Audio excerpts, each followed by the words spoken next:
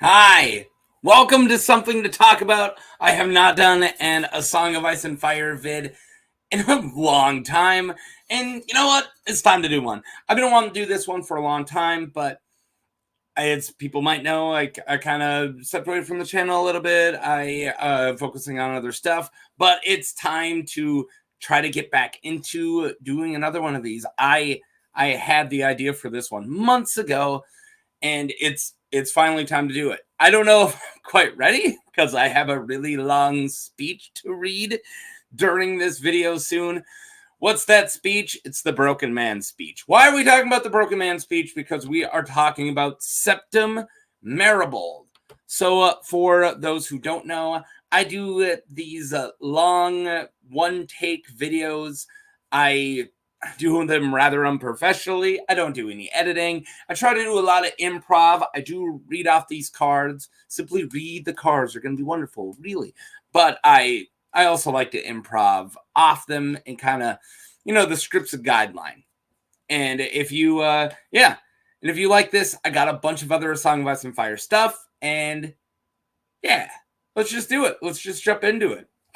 As Philip DeFranco would say. So this is Septon Maribald, who was a character in the A Song of Ice and Fire main series. And he is technically covered in the show, I guess. They call him Brother Ray. He does nothing he does in the books. I think he's like, it's like almost kind of like he's like an homage. But I don't count that. He's not the same name. He doesn't hang out with the same people. There's like 2 or 3 similarities, and I'm not going to cover them. I'm going to cover Septon Maribald and then his famous Broken Man speech, and then I'm going to talk about what it means. So, I already said let's just jump into it, so let's do it. So Septon Maribald. So this is a picture of Brother Ray from the show, and played by what's the name? Ian McShane. He's awesome. This is great. A great little one episode character. I kind of liked the show less and less by the time they introduced him, but hey, that's cool. I'm not here to talk about the show. Meribald is 6 feet tall and walks with a slight hunch. He has a large, leathery hands and a large, bare, weathered feet. His face is lined and windburnt with thick gray hair because wandering the Riverlands for decades will mess you up.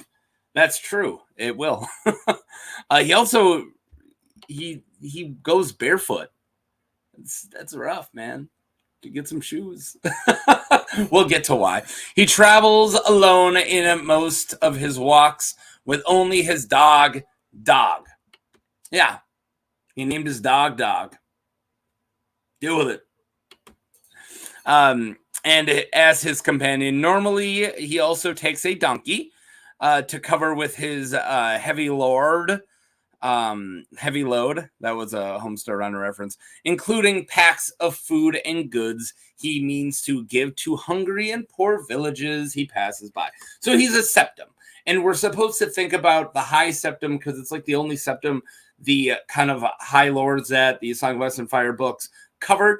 And this guy is kind of like this traveling poor septum. We also kind of think of Septon Barth from the lore book, the Fire and Blood, because he also like rides a mule or a donkey into King's Landing, and he's like, kind of like that traveling one, and he talks about the small folk a lot.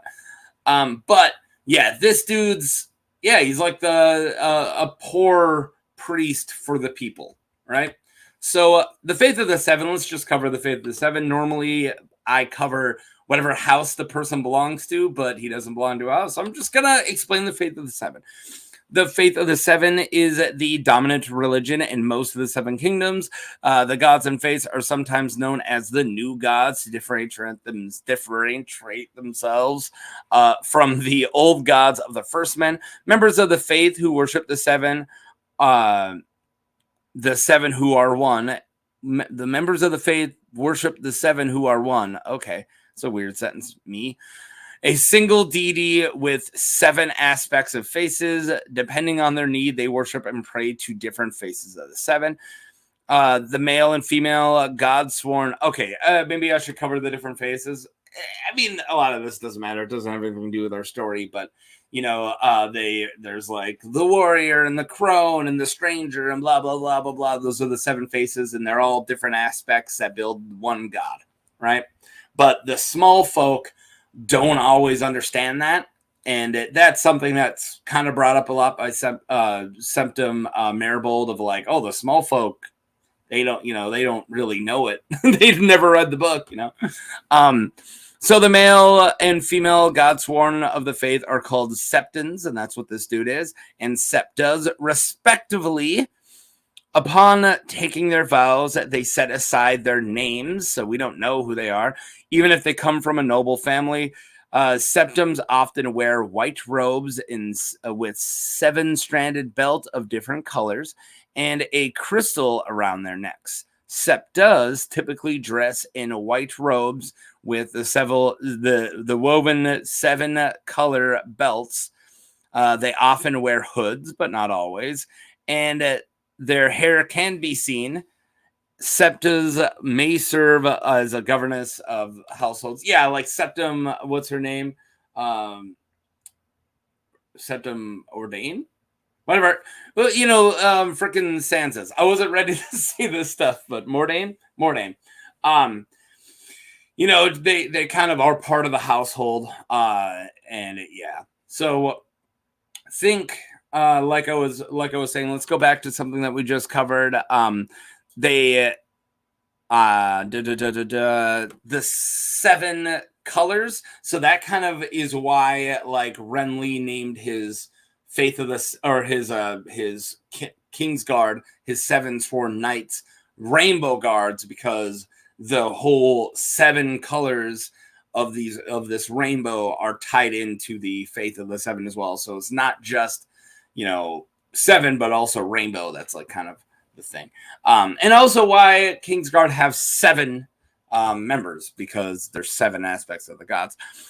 In villages which are too small to support a septum, a septon from a neighboring village might visit twice a year. Other times a wandering septum, like the one we're talking about, Septon Maribald, who travels village to village without a specific sept, at which time he serves. He might visit these small villages. These septums perform holy services, marriages, and forgive sins. While the septum is visiting the village, the people must provide him with food and a place to sleep. So yeah, somebody puts him up for the night, and then he prays for everybody. So let's keep going. So young Meribald, so this is a little bit of his backstory. Meribald was born and has lived his entire life in the Riverlands. Wow, you picked a kingdom full of war and stuff to live your whole life in. I guess that's the place that needs a priest the most, I guess, right? As a boy, Meribald went to fight in the War of the 9 Penny Kings with his brothers, and his older brother Willem agreed jokingly to take Meribald on as his squire. During the war, however, both Willem and his other brother Robin died from a fever. His last brother Owen was killed in battle. Meribald may have become a broken man from this. When he returned, again, we'll get back to the broken man thing, returned to the Riverlands, he joined the Faith of the 7, but used his position as a word-savvy septum to convince women to share a bed with him. I didn't want to go. I want to make that sound a little more PG. Now he walks barefoot as a penance for his sins. So after he became a priest, he used his priestness to sleep with the chicks.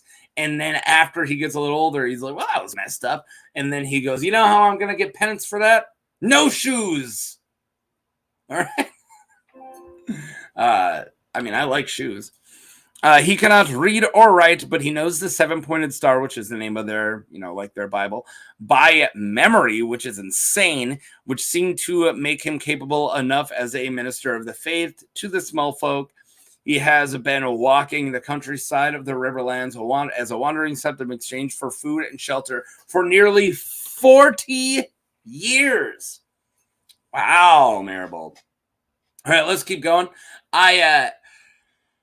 I have to read the whole Broken Man speech later, so I kind of want to move through Meribald. Home in the Riverlands, Meribald's usual path takes him around most of the countryside, circling the region from Maidenpool to Maidenpool, and is said to take no less than half a year per circuit. Because he usually administers to the small folk in market towns and small villages and hold fast, he is not familiar with the Trident and its castles, as he is with the small roads, tracks, hedges, and unmapped rills. So if you want a dude who knows the back roads, the county roads, this is the guy. He don't take the interstate. He doesn't take the King's Road. He doesn't know the big cities. He knows the small villages in the county roads to get to him. He's a small town type guy, right? All right, so this is his stuff in the book. So Septon Maribald meets with Brienne of Tarth, Podrick Payne, and Sir Hyle Hunt. If you want a video about Sir Hyle Hunt, just ask. Sir Hyle Hunt through the Riverlands to the Salt Pans, where he took his first stop of his circuit. Along the way, he spoke to Podrick with stories of a mud along the Trident's mud flaps that can swallow up ignorant travelers, and tales of large, monstrous, man-eating, demon-like she-wolf that leads a pack of savage wolves prowling throughout the Trident. Meribald also tells his own story, the story I just told. Yeah, he knows about frickin' Nymeria and her she-wolves, Arya's wolf. That's that little hints we learn throughout the book that, by the way, Nymeria is like a queen of wolves. That's not symbolism at all, right?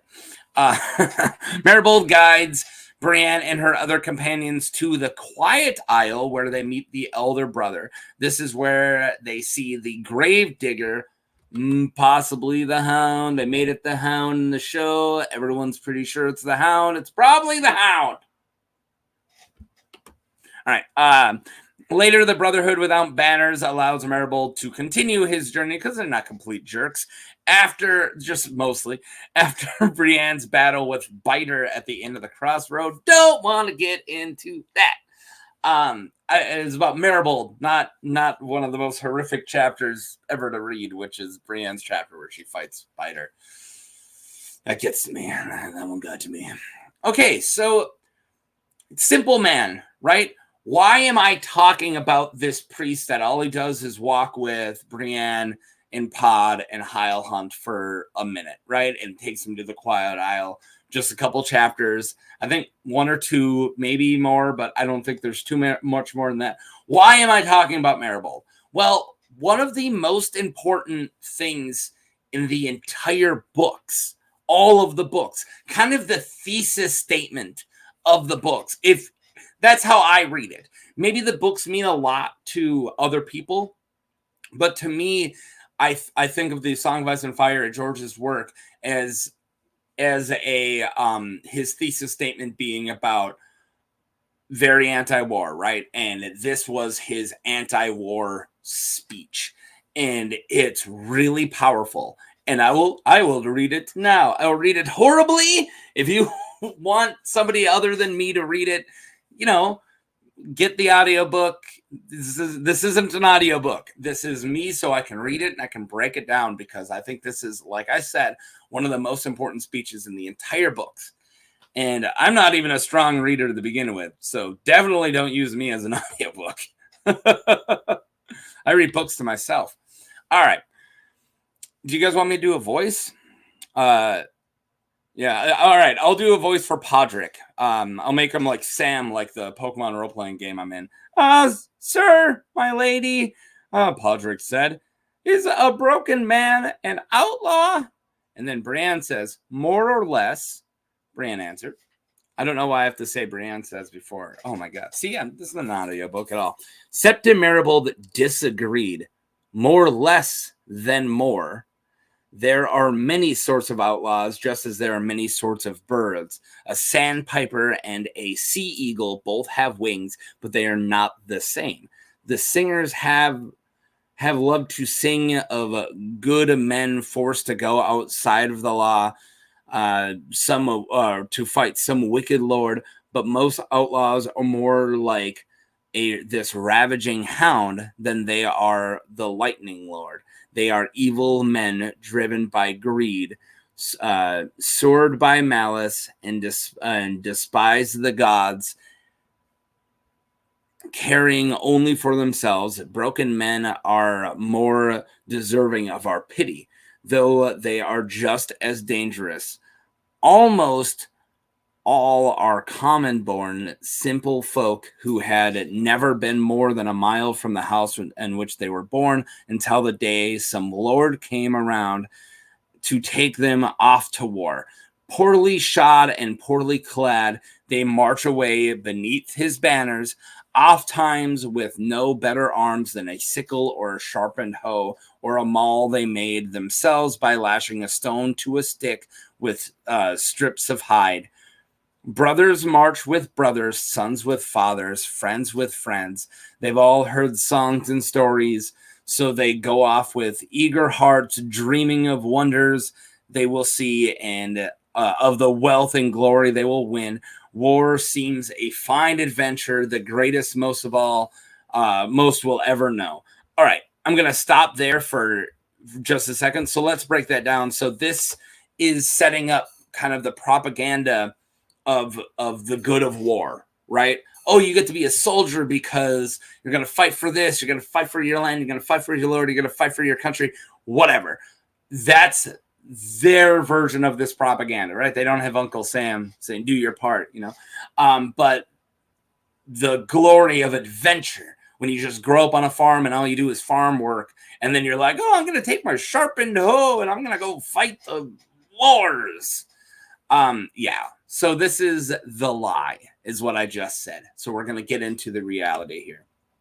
Then they get their first taste of battle. For some, that taste is enough to break them. Others go on for years until they lose count of the battles they have fought in. But even a man who has survived 100 fights can break at his 101st. Brothers watch their brothers die. Fathers lose their sons. Friends see their friends trying to hold on to their entrails they have lost when they were gutted by an axe. They see the Lord who led them there cut down, and some other Lord shouts that they are his now, and they take a wound, and then it's still half healed, and they take another. And it's never, there's never enough to eat. Their shoes are falling pieces from the marching. Their clothes are torn and rotting, and half of them are shitting in their breeches from drinking bad water. All right. Don't worry, I have the rest. Broken Men Part 2. If they want new boots or warmer cloak, or maybe a rusted iron half helm, they need to take it from a corpse, and before long they are stealing from the living too, from the small folk whose lands they are fighting in. Men very like the men they used to be. They slaughter their sheep and steal their chickens, and from there it's just a short step to carrying off their daughters too.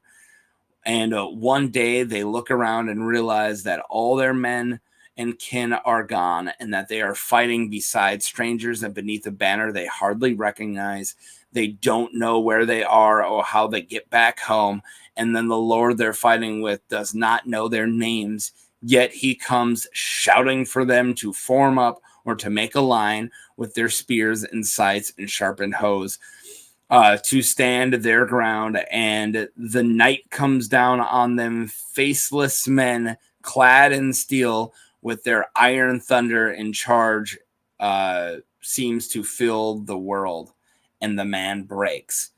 He turns and runs and crawls off afterward. All right, before we get to the man breaking, so this is the horrors of war is what we covered, right? So first it was the propaganda, oh, we're going to go on an adventure. Now it's the horrors of war, and it's trying to keep your sanity during all this, and about how all of it seems so meaningless, right? You are fighting for a lord you don't know anymore against people you've never met, and you're just killing people. And then you get hungry, and then you start taking from the very same small folk, the very same class, if you will, that you are yourself. So you're literally there to kill people you don't know and to hurt your own people, right? It's sad and it's messed up and it's very real, and I'm glad George put it here. But now let's get to what happens when you finally break from all that horrible crap. He turns and runs and crawls off afterward over the corpse of the slain, or steals away in the black of night, and he finds some place to hide. All thought of home is gone by then. The kings and the lords and the gods mean less to him than a haunch of spoiled meat that will let him live another day, or a skin of bad wine that he might drown his fear for a few hours. The broken man lives from day to day, from meal to meal, more beast than man. Lady Brienne, it is not wrong. In times like these, the traveler must be aware of broken men and fear them, but he should pity them as well. When Meribald finished, a profound silence fell upon the band. Brienne could hear the wind rustling through a clump of pussy willows, and farther off, a faint cry of a loon. She could hear a dog panting softly as he lopped along besides the Septon and his donkey. Tongue lolling from his mouth is a great word. Lolling from his mouth? Lollying? The quiet stretched and stretched until finally she said, "How old were you when you marched to war?" So she kind of wants to change the subject, but she's still asking about himself. And why? No older than your boy, Meribald said. Too young for such in truth, but my brothers were all going, and I would not be left. Willem said I could be his squire, though Will was no knight, only a potboy armed with a kitchen knife he stole from an inn. He died upon the stepstones and never struck a blow. It was a fever that did him in. And for my brother Robin, Owen died from a mace that split his head apart, and his friend John Pox was hanged for rape. I wanted to leave that part out. All right. All right. The War of the Ninepenny Kings, Heil Hunt asked. So they called it, though I never saw a king nor earned a penny. It was a war, that it was. So, yeah, like I said, a lot to unpack there, but it is really powerful to show the effects that war has on the small folk. And not only that, but what pointlessness it seems, right? These squabbles, right? And they died on the stepstones. They didn't even, their land wasn't invaded. Their area wasn't, in any way in danger. It was these 9 jerks from Essos who wanted to start a war. And it seems so meaningless for all these people to get destroyed. And it really breaks down the class of how much the small folk or the working class or whatever you want to call it, the middle class, the lower class, how meaningless we are when the lords, the high class, today the billionaires, the governments, whatever, the right, the rulers, when the rulers fight the small folk, the working class, eat each other, and it's so wrong and it's so messed up. And I love this speech for saying all that, for really putting it out there. George, I think it's George's best chapter, really. There's definitely other chapters I love, but first time I heard the Broken Man speech, I was listening to the audiobook, and I had to sit down and digest it. I was like, holy crap. Like, you just said it all, So yeah, that's the life of Septon Maribald and the Broken Man speech. I didn't dig into a lot of the other stuff, like what happens when they make it to where, you know, you meet the Gravedigger and all that stuff. I didn't really break into that too much. I don't find it as interesting as the Broken Man speech, and I knew I was going to read that, so I kind of kept the other stuff a little light. But yeah, thank you for watching. Please let me know if you find this as one of the most profound things that George put into these books, or if it's just a throwaway chapter. We can disagree on stuff. It's cool. Or if I'm just reading too much into it and you're like, Mark, this has nothing to do with class politics. It's just an old septum. Yeah, you're probably right. But all right, thanks for watching. Please support the Benverse, the other channels. I put all their names of all their channels in the description. Go subscribe to them. I'm wearing my Ben shirt that I just got in the mail yesterday. When I filmed this, it would have been weeks ago when you guys are finally seeing it. So yeah, awesome. Now, yeah, go read something. Have a good day, guys, and watch one of these things.